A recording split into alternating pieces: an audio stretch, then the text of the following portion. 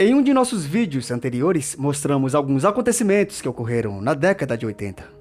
E hoje nós iremos mostrar algumas manchetes de alguns dos principais jornais da década de 60. Talvez você era pequenino ou pequenina, ou então era um adulto ou jovem, ou talvez sequer tenha nascido quando esses acontecimentos ocorreram. Mas eu garanto que esses acontecimentos entraram para a história.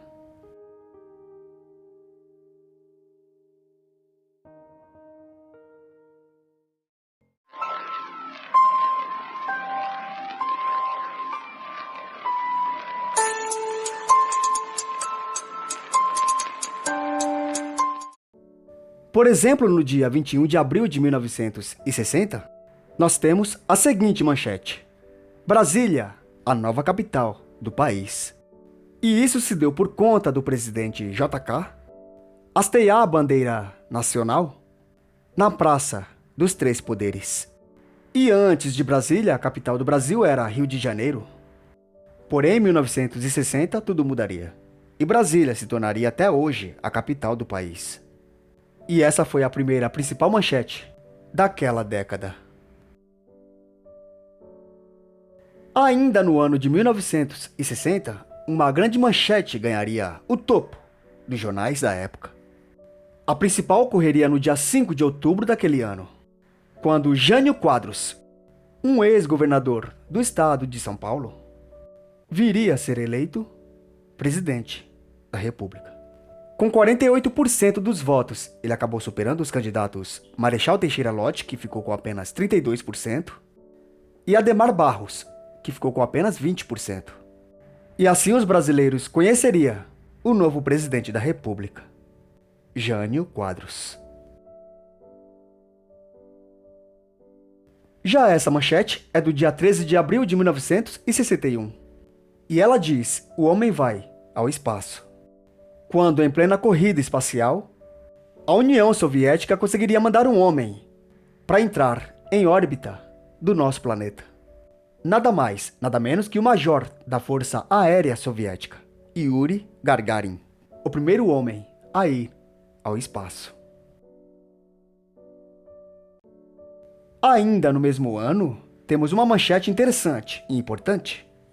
No dia 15 de agosto de 61, a manchete diz: Berlim, acorda isolada.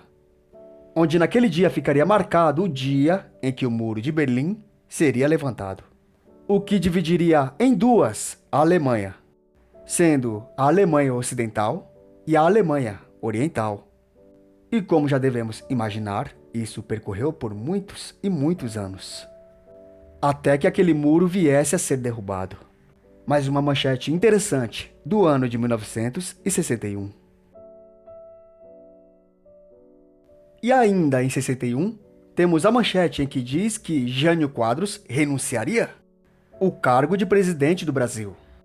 Aconteceu no dia 26 de agosto daquele ano.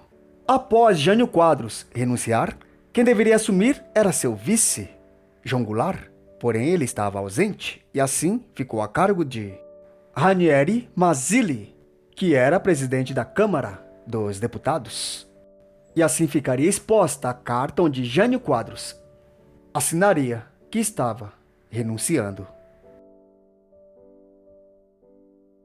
E ainda em 61, uma matéria do dia 29 de agosto daquele ano dizia que militares estavam impedindo a volta de João Goulart, que, como foi dito, era vice de Jânio Quadros, que havia renunciado. O Brasil se via passando por uma grande crise política. A matéria diz que os militares estariam temendo que talvez João Goulart estaria se envolvendo com partidos comunistas e por isso estariam vetando o seu retorno. E é claro que isso também foi uma das causas que talvez João Goulart não teria assumido o lugar de Jânio Quadros. Essa é uma manchete do dia 23 de outubro de 1962, que seria destacada da seguinte maneira: Crise dos mísseis. Tudo isso ocorreu quando mísseis russos foram instalados em Cuba, ou seja, estavam bem próximos aos Estados Unidos. Os americanos também instalaram mísseis na Turquia, que para os russos isso se tratava de uma afronta. Da mesma maneira pensavam os americanos com os mísseis russos em Cuba. E qualquer coisa que mexesse com o ego desses dois países já viraria risco de guerra, como esse acontecimento, que ficou conhecido como Crise dos Mísseis. Mais um risco de guerra que marcava a Guerra Fria. Uma manchete do dia 23 de novembro de 1963, onde dizia que o presidente Kennedy era assassinado, ocorreu em uma visita em que o presidente John Kennedy fazia em Dallas, quando de repente 2 disparos de fuzil eram ouvidos. E em seguida o presidente cairia no veículo que carregava ele e sua esposa. John Kennedy acabou atingido na cabeça e perdendo sua vida ali mesmo, naquele local, em uma cena que chocaria o mundo todo.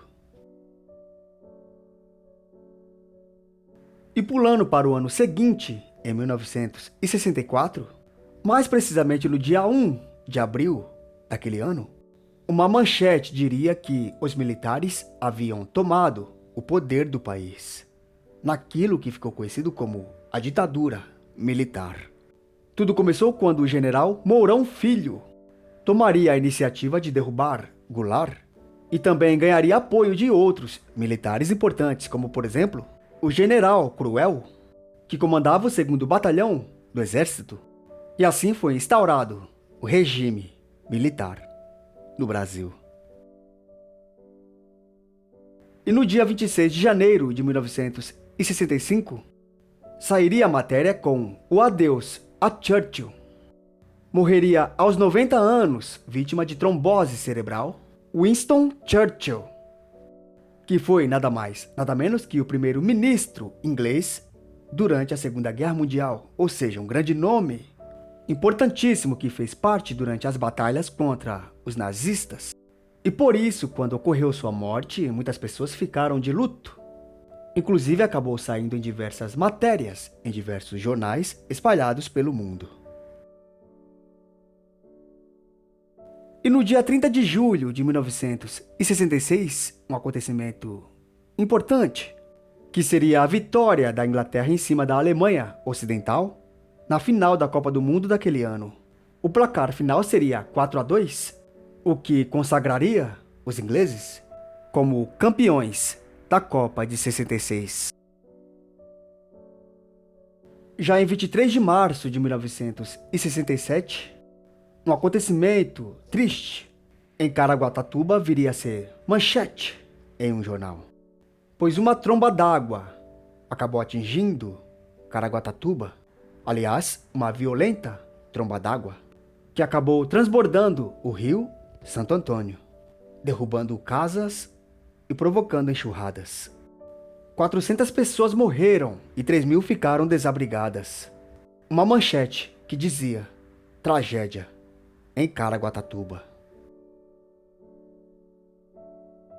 E ainda em 67, mais precisamente no dia 10 de outubro daquele ano, uma manchete destacaria que Che Guevara seria capturado e assim morto pelas forças bolivianas. Tudo isso ocorreu após ele deixar Cuba e assim tentar propagar a ideia da Revolução Cubana e também lutar contra o imperialismo.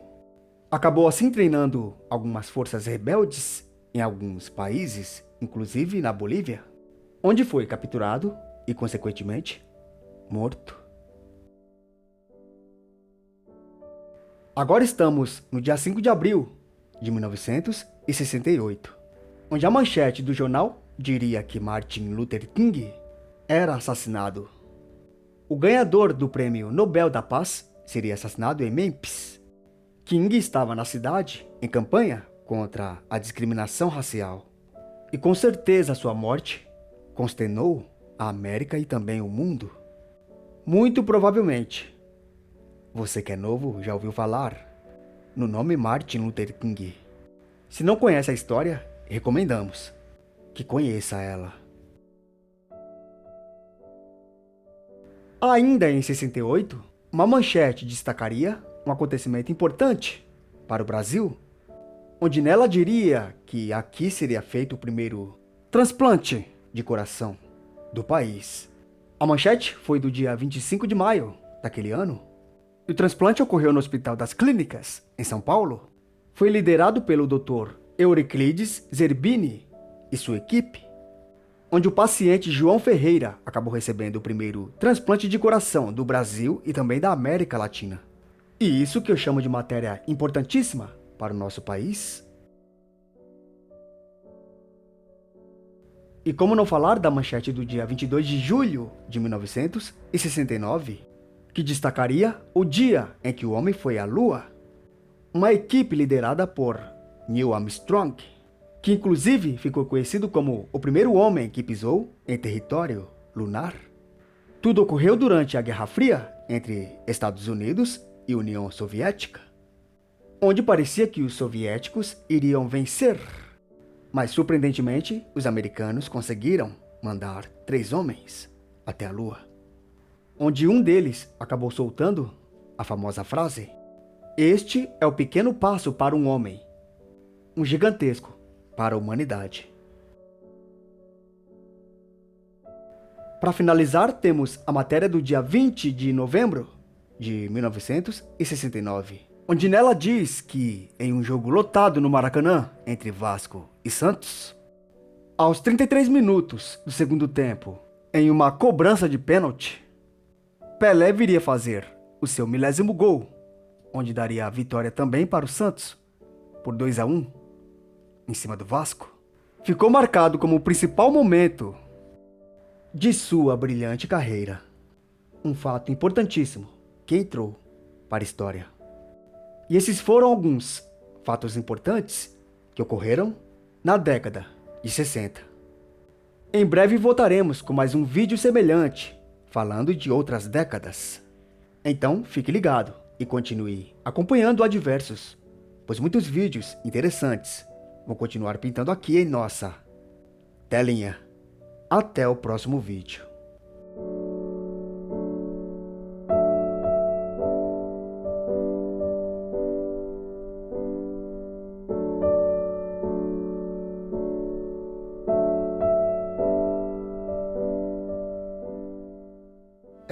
Eu sei. Tá difícil enxergar alguma coisa através do vidro de sua sacada, né? Ah, mas se esse é o problema, o Adversus irá trazer a solução pra ele agora! E onde está a solução? No Reslima Higienização! É isso mesmo, só no Reslima Higienização você irá encontrar a solução para seu problema.